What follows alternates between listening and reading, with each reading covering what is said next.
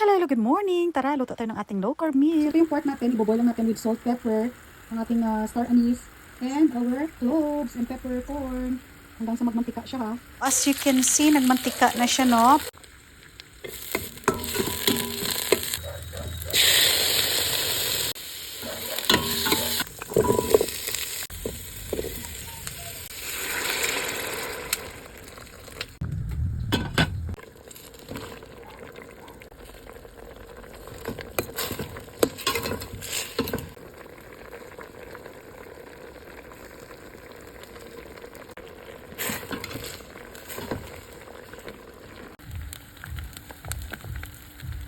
Hello, good morning. This is our low carb meal. Sauteed vegetables with pork, may kalabasa, okra, balagay, and saluyot leaves. Tapos, ayan yung ating pork belly and our sunny side up eggs for the protein. Let's eat.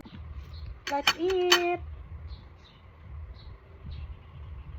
So, the reason why nag-lose weight po tayo because of our low carb for 3 months. Makita mo na visible ang pag-lose weight mo. From 62 kilos ako and then to 49 right now. On our 5th month, meron tayong belly for our protein and our vegetables. And of course, hindi mawawala yung ating eggs. Tara, kain. Sarap ng belly. So yun lang, iwasan natin yung mga high carbs na mga pagkain. The best.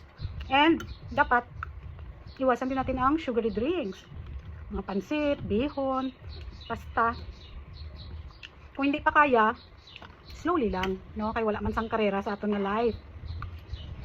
Slowly but surely. So ang rice, slowly man naton nga i-eradicate. Wow, eradicate ang galon sa aton nga system. Kung gusto tagid.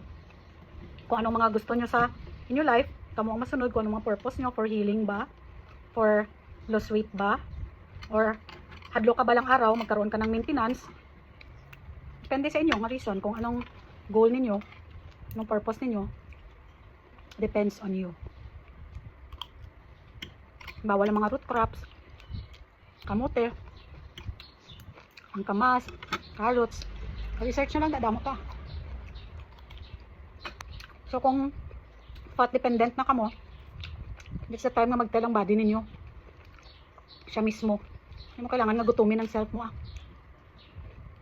Kaam kong gutom, stop kong full.